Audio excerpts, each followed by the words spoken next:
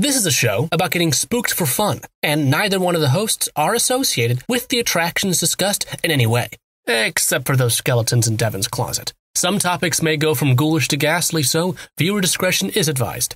Welcome to the Great American Scream.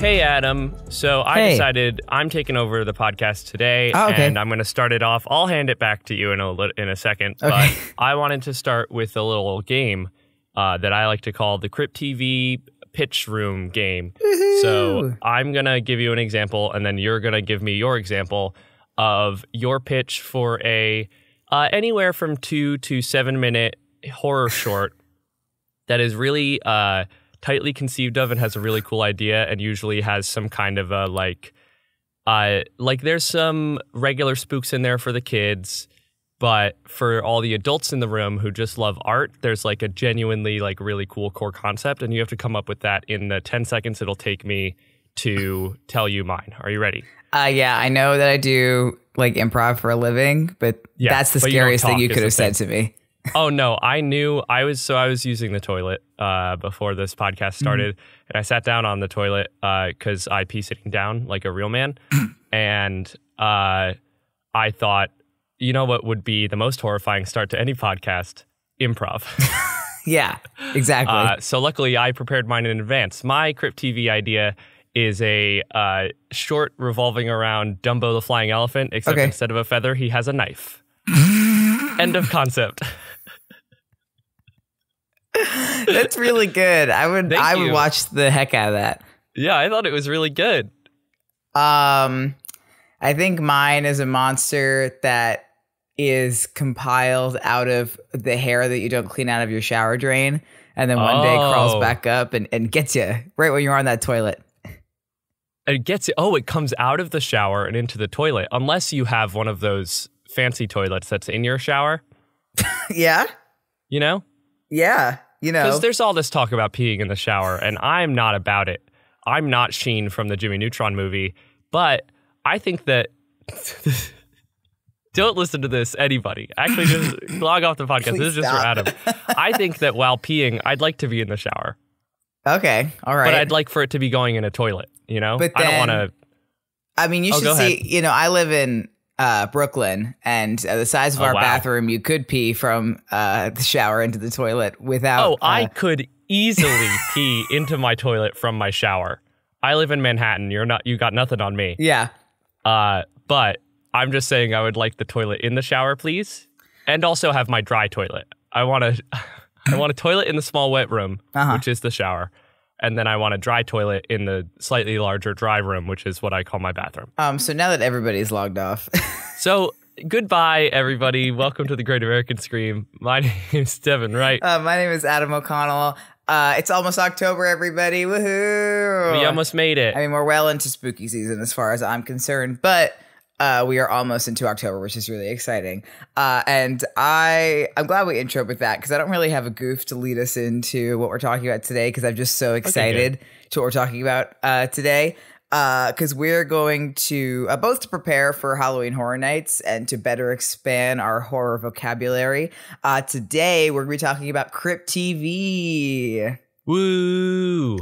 I really enjoyed the whole experience of watching all of these videos that you sent me. They were genuinely very good. I'm glad. And so if you do not know what Crypt TV is, please stay tuned to learn more, or just stop the podcast and go to their YouTube channel first for some of the best indie horror that you will ever see in this setting. I love this company so much because they do everything they can to make sure a lot of people see indie horror, and a lot of indie horror creators can make and broadcast their stuff. And everybody in the horror community knows that some of the best horror comes from independent filmmakers. And I'm so thrilled that some of their most beloved monsters have their own scare zone at Halloween Horror Nights this year. I can't wait to give the look-see a big old smooch on the nose when I see him at Halloween Horror Nights. And for this episode, we're going to talk a little bit about the history of Crypt TV, and then we're going to go into some thoughts about some of their most famous short films and series. I curated a small playlist of some of the essentials. And I want to lead in by saying Crypt TV has a mission statement on their website. And that mission statement is, our mission is to create culture-changing monster stories that bring the world closer together. Join us, which I think is a really just good wrap up for I like that Crypt a lot. TV. But yeah, Devin, any thoughts before we get into it? No, I think my very well-crafted goof at the beginning of the show really set up my thoughts about Crypt TV that now we can elaborate on. But I'll say it again because I love the sound of my own voice. All of these are really cool from a core concept standpoint. And I think that, as we talked about before, internet horror is kind of perfect for the best and brightest of indie creators to develop short things that don't have to be an hour and a half long, do not have to have an entire storyline going on, and are just there to spook you. Yeah, exactly. So Crypt TV is a YouTube channel. It's an entertainment company focused on producing short form digital horror content with an emphasis on interesting monsters and really intense concepts and series with connected universes. They're really into creating monsters. You don't see a lot of there is Sunny Family Cult, some slasher stuff, but it's mostly about monsters, which I really appreciate because I feel like mainstream horror has kind of turned away from monsters a little bit in favor of the supernatural or slashers or psychological horror, which I love psychological horror, but we don't get a ton of really good monsters anymore, new monsters. Yeah, it feels like the modern horror industry is trying to scare us, but joke's on them. Nothing's really scary anymore unless you delve deep into our psyches. But that's not fun. I think monster stuff is fun. Yeah, exactly. All of these things, I was smiling from ear to ear when people showed up. We're going to talk about it, but I'm in love with the Birch. Oh, yeah, we're going to talk about the Birch. We'll talk about it. So it was founded by Jack Davis and Eli Roth. Yes, at that Eli Roth, Cabin in the Woods Eli Roth, who met at a dinner party in 2013 and began to discuss how to make horror scary on phone screens, which is a good point. I think because before we started to make horror exclusively for small screen, stuff apps and video games and stuff. Yeah, apps and games and stuff. You hear about these? It was 2013. You have to put yourself back in 2013. Yeah, Super Bass is a #1 hit. Yeah, bring yourself back there. I actually think that was Starships, not Super Bass. Anyway, bring yourself back to 2013, and a lot of people who really enjoy horror movies will tell you how much scarier they are in the theater than watching it at home. Because people always say oh, when I watch horror movies at home, I watch them with the lights on my tiny TV with other people in the room during the daytime. So how to make horror scary kind of by itself on a small screen.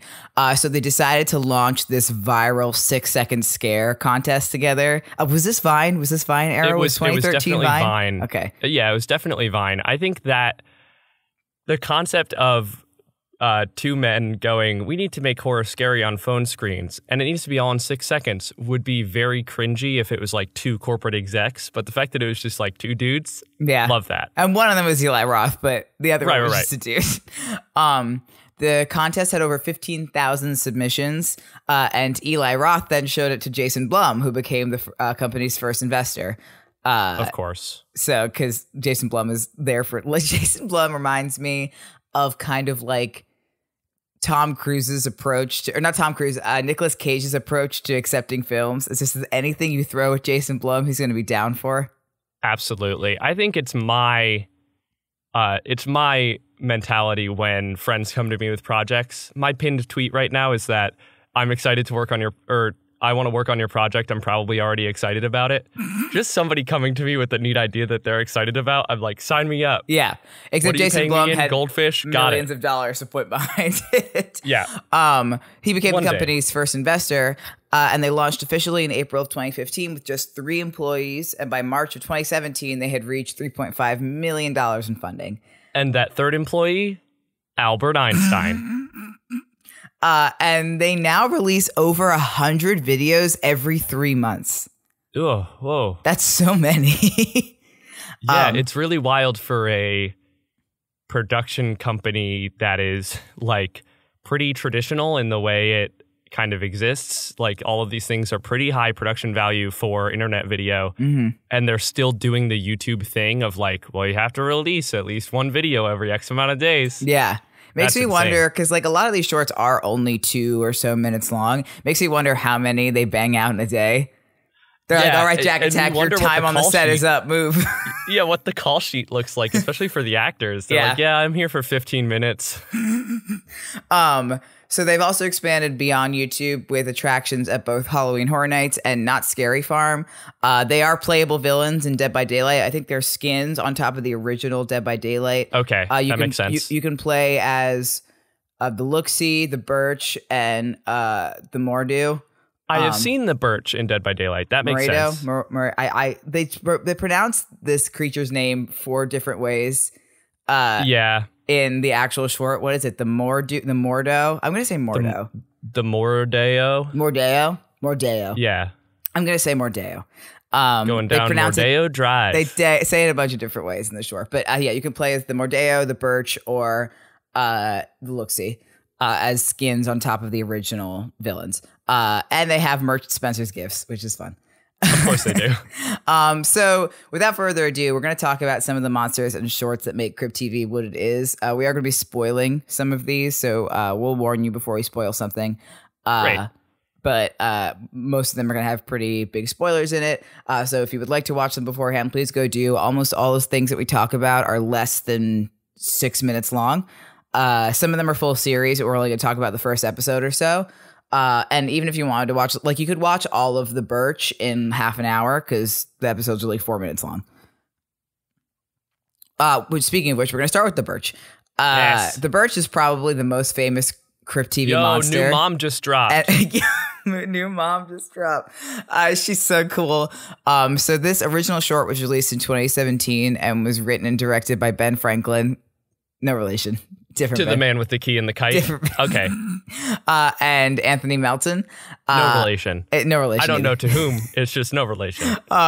In this short film, she's presented as a protector and a monster of empathy for a bullied child, and can be summoned by making a talisman out of sticks. She is incredibly well designed. She's entirely made of birchwood.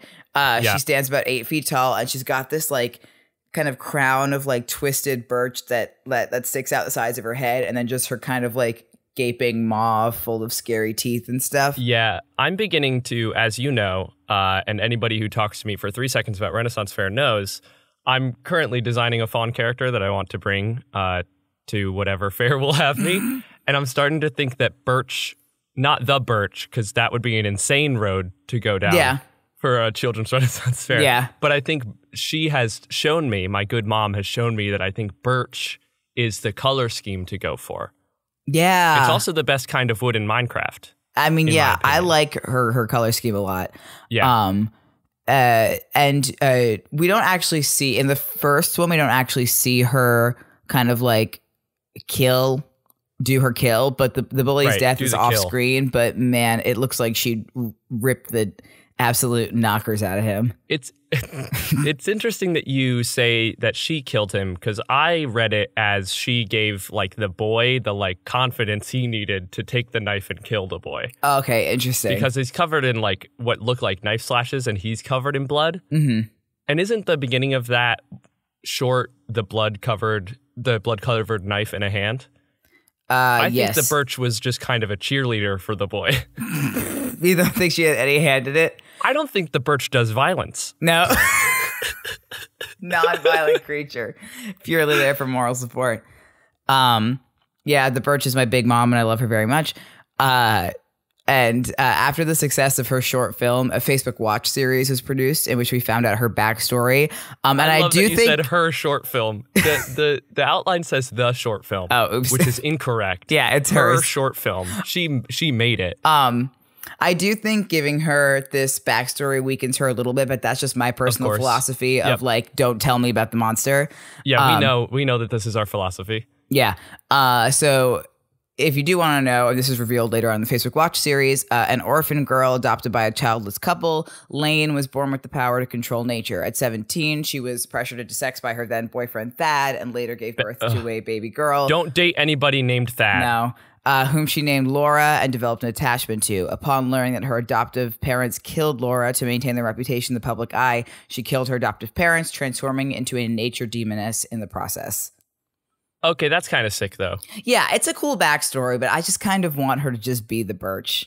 Yeah, I also want her to... I want the Birch to exist, and then for somebody else to do this story about a woman who becomes a nature demoness through this trauma. I do worry, I would assume that this is written by a man, because the kind of idea of... Yeah. Of course this woman became a demoness because of all the woman-related trauma that happened to her. Yeah. Is a little... Y'all, just give us the Birch. Yeah, whatever. She just needs What's to next? be the Birch. But yeah, because I'm not a huge fan of when monsters are former humans. I just kind of like them being monsters. Yeah, but that's anyway, really fair. I love That's the Birch. interesting. I'm so excited. When we see her at Halloween Horror Nights, I need her to take me into her big Birch arms and give me a big old hug. I didn't so know excited. that she'd be there. Oh, she's going to be there. Oh my God, my mom. You get to see the Birch and Tara Kruntis. I need to introduce them. They love each other. Girlfriends. Girlfriends, we've decided. Anyway, we're going to talk about the second now most famous Crypt TV monster, the Look-See, who's one of my personal favorites. And he talks like this. Yeah, look, see? He actually has one of the longest running series on Crypt TV right now. And he was created by Landon Stammer, who served as there's the first episode, which is called The Wedding Hand. And Mr. Stammer was the first episode's director, writer, DP, producer, editor, VFX, SFX, colorist, composer, wardrobe, and makeup. One man worked on this movie. Doula. Swimming instructor. That was a Jungle Cruise joke for all you Jungle Cruise heads out there. Hey. You can't go down this road. Anyway, the credits for this, when we look at the YouTube description, are very funny because it lists this and then it lists one other guy as the PA. Hell yeah. Hell yeah. So the first episode of this was released in 2017. So the Look-See is a Slenderman-esque figure. He is devoid of any facial features except for a large grin. And he's got this kind of like scar kind of slash marking on his smooth face. And he's very Slenderman-esque and he's wearing a suit. Yeah. If I could do my impression of Alex Trebek, may he rest in peace, I'm gonna do that real fast. Go ahead. So the clue is this genre of that's the extent of the thing, but it was going to be something along the lines of this genre of creature contains such characters as the Look-See and any other, the Bye-Bye Man, and possibly the angels from Doctor Who. And then that guy that everybody hates buzzes in and he goes, "What's Slender Man?" Thank you. That's the whole thing. Hey, for you Jeopardy heads out there, we're really getting those niche references in. So he's wearing a suit. He carries a pocket watch, which I think is a nice touch because he makes this kind of kind of TikTok clicking noise that you see later on. And he's always peppy. He's got to get somewhere. He gives his pocket watch to people that he takes as his like proxy, which we also see later on in the series. That's gay. Yeah. Giving a pocket watch to somebody to whom you have given a great task, that's gay. Yeah. So he preys upon people who are unable to move past their grief, whether that be grief from the death of a loved one or something else. Like in the first episode, it's divorcing your spouse. It also later on we see people who cannot let go of some kind of obsession. It starts with grief, but then anyone who cannot let go of an obsession, the Look-See preys upon. And he first leaves the victim a note signifying that he is coming for them, or the proxy leaves the victim a note. And if they are unable to release from their grief in that window of time, he comes and he gets them. He will murder them and take a body part symbolic of their past that they cannot let go of. This is what I love about most of these things is like, they're genuinely like thought out. And my favorite kind of horror thing I've decided while watching these is a monster who is genuinely trying to help. But the only way that they know how to help is to kill. Like, I love that. This guy is just trying to help people move past their grief. Yeah. It's just that he doesn't have a carrot. He only has a stick. Like, monsters with very clear motives are so much stronger. And what's cool about the look-see is that, like, he's not even sympathetic, because we see later on in the series that if people feel like, he goes after a killer, and when he realizes the killer has no remorse for his actions, he lets the killer go because the killer has no guilt. Following the rules of your own character. Yeah, That's it's so really cool. good. We see the first message he leaves for our main character in this short, Jenny, is, if you cannot release yourself, it will come to take a piece. And he takes her hand because she cannot let go of her wedding ring. And man, is that a scary concept? And B, man, the look-see is very scary. Yeah, it's very and a lot of these do this. It's very Tsukuyomi from Naruto, which is like this power where you make the person relive like 5 seconds of their lives until they realize their folly, and that's the only way you can break out. That's like, it's so cool to develop a character who has rules, and then the way that you write forces yourself to follow those rules in a way that will complexify, that's my word. Yeah. The situations that you're placing these characters in. It's good writing. It's good. And the look-see has, I think, 2 seasons up right now. James A. Janice from Dead Meat is like all up in the 2nd season, which is really rocks. It's just super good. Watch all of them. They're all really well done. The story's great. It starts kind of anthology-esque and then becomes like an actual plot. Oh, it's very good. The first one the first one has these really neat moments of dramatic irony where you know the jump scare is coming, but it keeps keeping you on those tenterhooks. Like, it keeps pulling you, and that's just so cool. Yeah. And I know it's like a faux pas at Halloween Horror Nights to take pictures with the scare actors, but I am going to need a picture with the look-see. I wish you didn't tell me that, because I'm doing that. You can. You just have to like be nice about it and not try and like cramp their vibe. What, like if they're trying to scare somebody? I would be pissed if they, and I would be pissed if they like, if somebody went up to them and was like, hey, can you just take a picture with me? Like, no. Yeah. Because the whole thing is that like they're trying to be all scary and you're like, I take a picture with you, which is exactly what I'm going to be when I see the look-see, and I'm very sorry for it. Right. I mean, I'm going to do that, but I'm also going to be like, I'm so scared. Please take a picture with me. Yeah, exactly. That's how you need to approach it. Okay, next series I want to talk about is Sunny Family Cult, which is one of the few like kind of straight slasher series on Crypt TV, although it does delve into the supernatural in the later season. It's a pretty beloved series on Crypt TV, which was one of the longest running series before the Birch got her Facebook Watch series. It was created and directed by Gabriel Yunus. The original episode premiered in 2017, and the show follows Taylor, who struggles to have a normal life despite her serial killing cult family. I love that. I love. Like, it's Scream-esque sort of. It's a black comedy, and it's a lot of fun. The line, this line, honey, I told you, strangle, don't stab. It's so good. Yeah, it's fun. A line that like Katya would love. Sunny Family Cult is really fun. It was also the series that first established that all the Crypt TV monsters exist in the same universe. Crypt TV is pretty into like having an extended universe for their monsters, which I could like go one way or the other on. Yeah, I don't really care. It's one of the pitfalls of having always online content is if they didn't, people would be pissy about it. Yeah, I don't particularly care that they're all in the same universe. Like, that's cool, but neat. whatever. Make art. Yeah, and I think the first episode, which is when we watched the 7 Minutes in Heaven one, does a really good job at establishing the mood of the show and who the family is, even though it's a lot of exposition. It is. I mean, but that's fun. Yeah. I also love pseudo-documentary that is very obvious about not being documentary. Mm-hmm. Like, it's kind of an established genre at this point. So when you have a like found footage thing that's like, this footage was found at you know, the 7-Eleven right outside of 17K in 2007, you're like, yeah, okay, yeah, I'm in. Like, it gives you it literally presents you a contract that goes, suspend disbelief, and you go, yes. Have you ever seen Behind the Mask, The Rise of Leslie Vernon?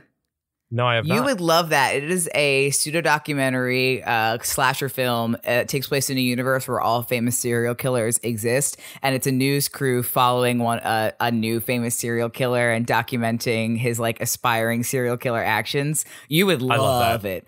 Satire about like the fact that we're awful and depraved and broken as a society, in that like supposing that if serial killers got followed around by film crews, we would all watch that documentary. Yeah, I love that. You would like that a lot. Anyhow, that is what I think is really awesome about Sunny Family Cult and all the other Crypt TV series, but I especially notice it in Sunny Family Cult, that they are perfect at their lengths. They do not need to be a full movie or television series. In fact, I think Sunny Family Cult would be like worse if it was a full television series or a full movie. It's just, it is the exact amount of information that we need and the exact amount of story and what we see. It might be the Zoomer in me that I love my Vines and my TikToks and my YouTube videos. I don't want to watch anything that's longer than 10 minutes. Like you sending me this list of things and me being like, oh, I have some homework to do, and then opening them all up and they're like 5 minutes, 7 minutes, 2 minutes. Yeah. Like, these are amazing. Yeah, exactly. And I think Sunny Family Cult is a great example of that, because I think if we got too much exposition on those characters, it would weaken them. But they are perfect the way that they are. It's a good opportunity for newer horror creators who might have the vision and the skill to pull off visual effects and really clear horror moments, but might not be as refined in their like dialogue writing or their exposition or their plot structures. Like it's a good little playground. It's good. Oh yeah. I next want to talk about what I think is my favorite Crypt TV standalone shorts, which is One Please. The prequel comic to Check Please, the gay hockey comic. Oh, that was a memory you just unlocked within me. You're welcome. So, good comic. One Please was directed and written by Jesse Birch, and it features Michael Berryman, who is the guy in The Hills Have Eyes. He's the guy who's on the poster. Very good. I think One Please is one of the first Crypt TV shorts that I saw. It is a masterclass in tension and sound design, because there's no dialogue in One Please. It tells the story of a mother preparing dinner when her young daughter arrives to ask her for ice cream from the ice cream truck. And it's revealed the price of the ice cream is one finger. And the mother chops off a second finger, as we see, to give to the girl, who gives it to the ice cream man, who puts it in his little jar of fingers and gives the girl a creamsicle. This one, I was like, hell yeah. I like it. When we're talking about always online content and needing stuff to be connected and there to be lore and stuff, like I want zero lore. If they ever try to do a second one of One Please, it will be bad. Yeah. And it will make the first one worse in retrospect. It is so good to have this stupid little thing of, this ice cream man gets fingies, and that's what he does. Because it does raise a lot of questions about the like quote extended universe of the short story of like, why is it socially acceptable in this world? What happens when mom runs out of fingers? She needs those.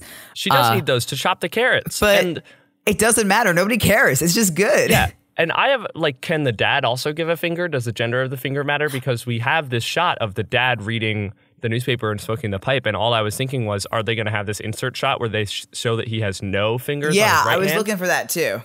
But they don't.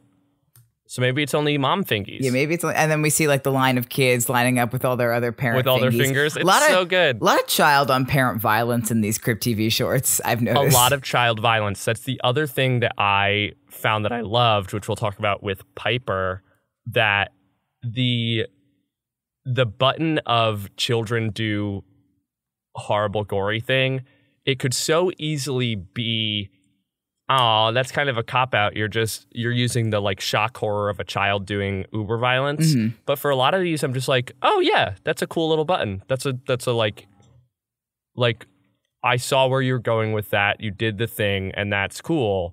I like horror. I think my favorite form of child does the murder horror is child gets to do the murder because monster gave them the power to. And it's a good murder that they're doing, but not all horror can be, triumphant in the end. I get that. Yeah, I think that One Please does it really well. The next one I want to talk about, which is also one of the first ones I ever saw, was Jack Attack. This is body horror to the max. This one is grody. So this one made me go, oh my God, I need to go back and watch the other ones to re-look at the practical effects that they're doing. Oh, yeah. Because the stop motion towards the end of this one is so good. This short was written and directed by Brian Norton and Antonio Padován. It was released on Halloween of 2017, and this one is gross, like capital G, so disgusting. It's so good. So it's about a babysitter and a child on Halloween night who carve jack-o'-lanterns and then roast and eat the pumpkin seeds, only to realize that it's implanted something inside them. And we get that kind of like, well, because like it gets the kid first and she thinks he's choking, so she gives him a, what's it called? Like a lozenge thing, like a... She cuts into his windpipe so he can breathe, but then it's as if she pops a balloon and his neck goes, and then all this like black tentacle vine pumpkin stuff comes out, and then her stomach like expands and explodes because it's got the pumpkin seeds in it. It kills a kid and a dog. Yeah, it's like it's a mixture of. It's kind of where I got my idea for stupid Dumbo with a knife. It's a mixture of like fun. There's an episode of Over the Garden Wall that's like this that plays on the like weirdness of the fact that we carve up pumpkins and take out their guts, and then after doing that, imbue them with personality and an aspect of human life, which is its face. But it combines with the old childhood thing of don't eat black watermelon seeds or else a watermelon is going to grow inside you and kill you. That's all I got from this. It's so gross. And like, it kills the dog on screen. Like, we see it kill the dog. You do see it kill the dog. Don't watch this if you can't do animal violence. I mean, don't watch this if you're just not into body horror, but it is it's a fun watch. When she goes, oh, your mom is going to kill me. Yeah. It's like, girl, that's the least, come on. Yeah, you're about to be dead. Man, Crypt TV, you're metal as hell. Okay, next one, we're going to talk about Mordeo now. Which Mordeo is another series in the kind of like greater Crypt TV monster universe. He's kind of up there with the Birch and the Looksee. This series was directed, written, and edited by Ben Sodek. And the first episode of Mordeo follows this starving man who is driven to eat the flesh of his friend while lost in the woods. It really like, that's the other thing about these Crypt TV shorts. There's no lead in. Usually we open up and they're already in the weeds. Yeah. But the body he's eating from starts to talk to him and tells him in a very soothing voice, tells him that, quote, there is a price to pay for eating flesh in these woods and you belong to the Mordeo now. And then the man transforms into one of the Mordeo, which is this race of deer-skulled kind of humans, and their design is obsessed. Off the chain. It's a riff on the Wendigo. Which that's problematic in of itself. Yeah. But the physical way that they do it is really cool. And it doesn't need to be. It could be completely separate from the Wendigo myth. Yeah. And it's like, I think it's an important kind of like separation by making it its own monster, because they could, like I saw a trailer before the new Candyman movie that it's like, the whole trailer was just like, oh, this is like a Wendigo movie. This is a Wendigo movie. This is a Wendigo movie. I know how I feel about this. And then it was called something else that's like, it's everything that the Wendigo is without it being the Wendigo, which is like that I am not a huge fan of. But I like that the Mordeo is kind of its own thing. Because the whole concept of the Mordeo is that if you eat flesh in their portion of the woods, you become one of them, which is a very specific circumstance for your monster recruitment. That's true. And it's a very specific, like, there are many different cultures that have the idea that eating the flesh of other people is bad. It's a pretty good thing to think is bad. Yeah. And there are multiple cultures that use that as a way to, like, curse somebody. And so riffing on that as a whole rather than going for this is a Wendigo is good. Yeah. It doesn't even imply it, like uses like some of the imagery that we might associate with Wendigo just to like have a familiar entrance point, I think. Because the design of the Mordeo is really cool. They're like these scary deer skulls that come from within inside yourself. And this whole first short, it feels very Sam Raimi Evil Dead-ian with the way that the corpse like moves and talks. Yeah. And like laughs. Yeah. And is, and this is another series with the kind of similar vein of like, you eat flesh in these woods and you belong to the Mordeo now. Which I like the Mordeo a lot. He's another one's going to be at Halloween Horror Nights, so I'm excited. Yes. Okay, there's a couple more. I think there's 3 more I want to talk about. One of them is really short. It's called Talos.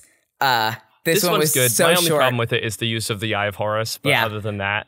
So Talos was directed by Jimmy White, which is like, Talos is this magic 8-ball kind of device that our protagonist finds out can grant your any wish.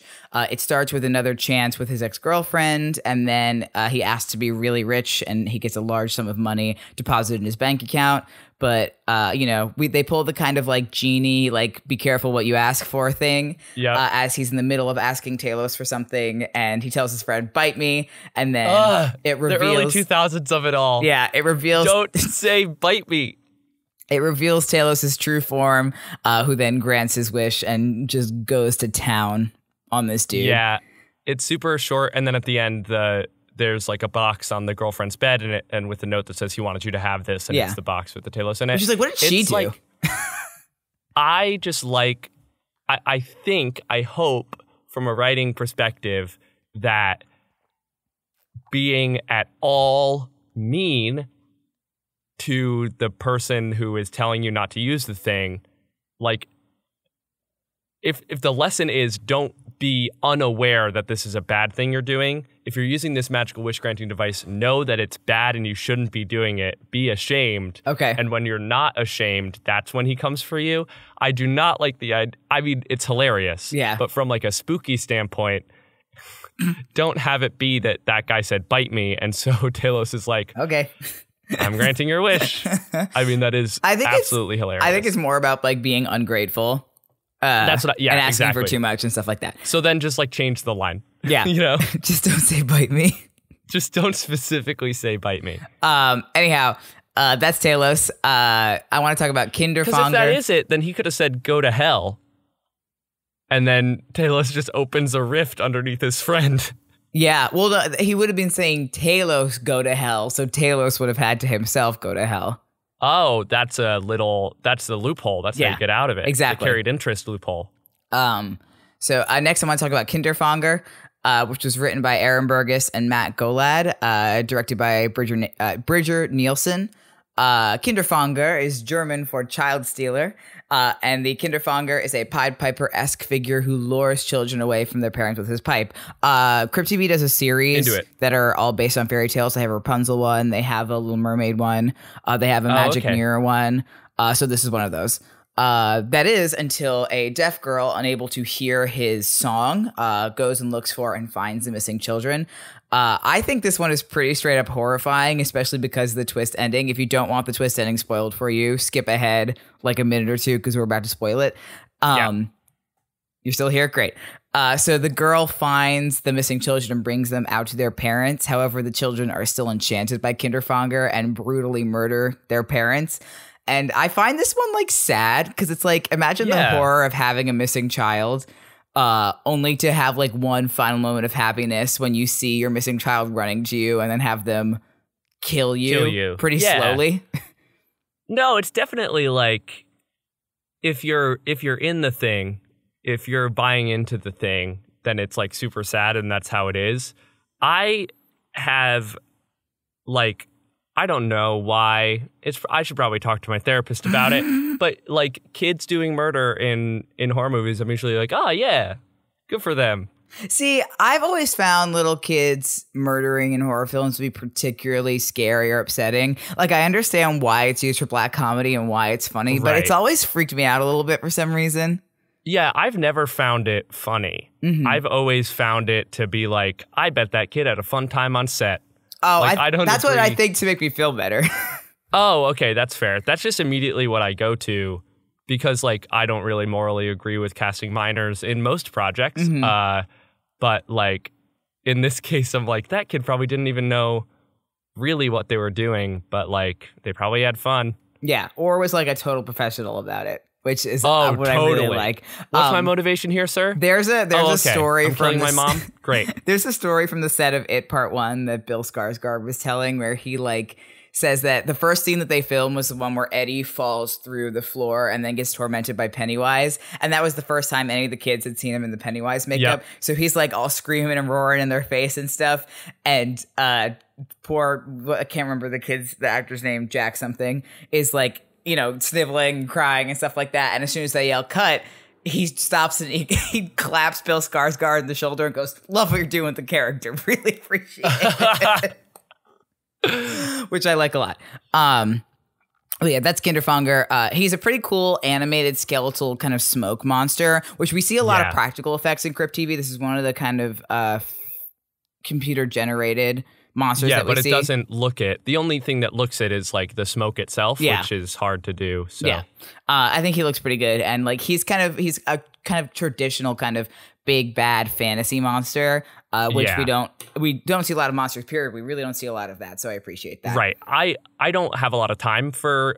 It's a twisted version of the fairy tales you love. Yeah, but like the Pied Piper, the second I was like, oh, it's kids. Oh, it's the Pied Piper. He attracts children, not animals. I was like, that's really cool. Yeah. That's a neat idea. What's cool about the fairy tale series is they don't do the like, what if Rapunzel was strangled by her own hair or whatever. They just use it as a jumping off point. Like the Rapunzel short, we didn't watch it, but it's about a girl who lives in a sorority house who is like tormented by her sorority sisters, and then the house catches on fire and they blame her for it, and she loses all of her hair. So she goes and she scalps all of her sorority sisters.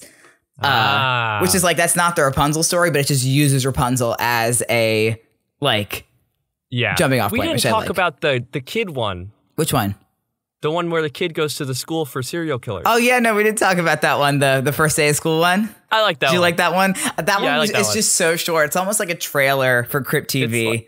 It's silly. Yeah, it's very silly. I like. That doesn't upset me as much. That one's funny. I like the little like school for serial killers version. So the final one we're going to talk about is Mimik, which I saved it for last because this is the one that scared me the most. Okay. This one, I don't know what it is about this one. It really got me.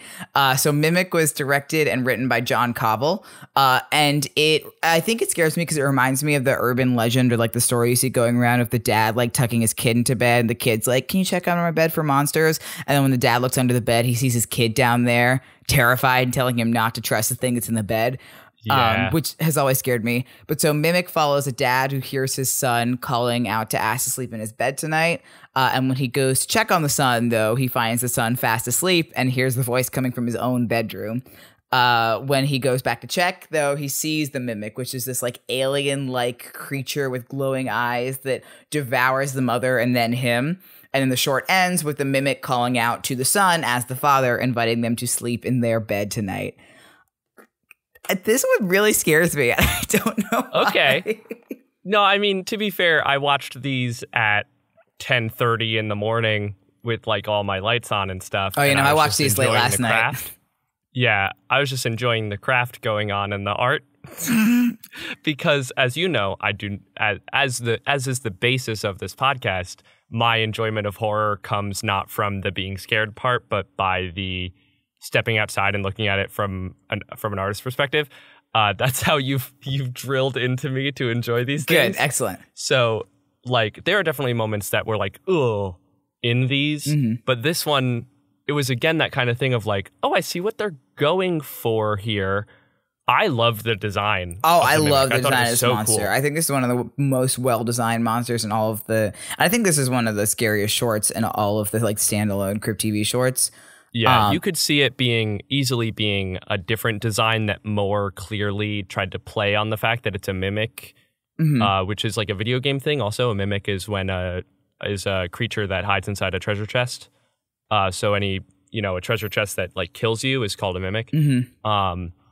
Like they could have gone with a scary clown, and because he's a clown, he can do voices, and it's like, that's kind of boring. Like. Just the decision to make him this weird, wacky creature. It's like was Ditto so cool. kind of blob, amorphous blob. Yeah. But yeah, the concept. I of wish this he had Ditto's face. Yeah. He's kind of cute when his like little child voice comes out. He goes, "Hi, Daddy." Which at that point, you know that monster's in it for the drama. Yeah, exactly. He's there to have fun, which I love. But this one spooked me really bad. And I thought it was really good. But that's all the ones we're gonna talk about today. There are literally hundreds, if not thousands, of more videos on Crypt TV. So please go check out their YouTube channel. They're so You cool. can just start anywhere and go from a great jumping off point. I just went to their uploads and organized by most popular and started from there. But you can check out full series. You can check out standalone shorts. There is literally something for everybody on there. Yeah, definitely check it out. And also check out our upcoming coverage of Halloween Horror Nights, which will include a lot of Crypt TV content. And it's so exciting. It's only 2 weeks away. So make sure you follow all of our socials, which Adam will, what's the word I use? Pimp. Yeah. Isn't it? I don't like that word. You gonna pick a new one? Can you hawk our social medias? Yeah, I can hawk our social medias. You can check us out on Facebook at The Great American Scream or at Twitter and Instagram at Great Scream Pod.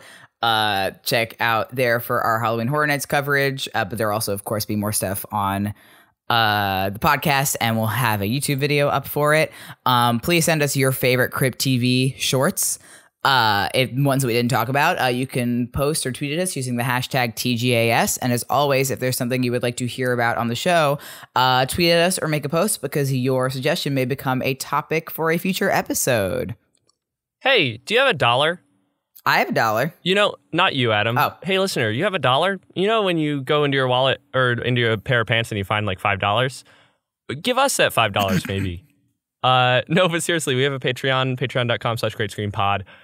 We put up content when we're able to, but genuinely, it is such a good way to support the show. It helps us grow. It helps pay for our hosting fees, and the trip to Halloween Horror Nights would not be possible without the generosity of our current patrons. So join them if you can. It is so incredible, the support we have gotten. Other than that, special thanks goes out to Michael Segudo, who does the intro disclaimer, as well as Stevie Viola, who does the intro and outro music. You can find him on Twitter and YouTube. His remixes and his other music they're so good. He's so good. And a special thank you goes out to all of our Patreon supporters on the Man in the Fields tier or higher. So once I actually pull it up, I'll be able to say it for real, because I usually have it up, but I got excited making a dumb joke about Patreon. Thank you to Regina, Ben, Bree, Gail, Joyce, Melinda, and Chris. I have been Devin Wright. I've been Adam O'Connell. And hopefully you have been spooked. By the Birch.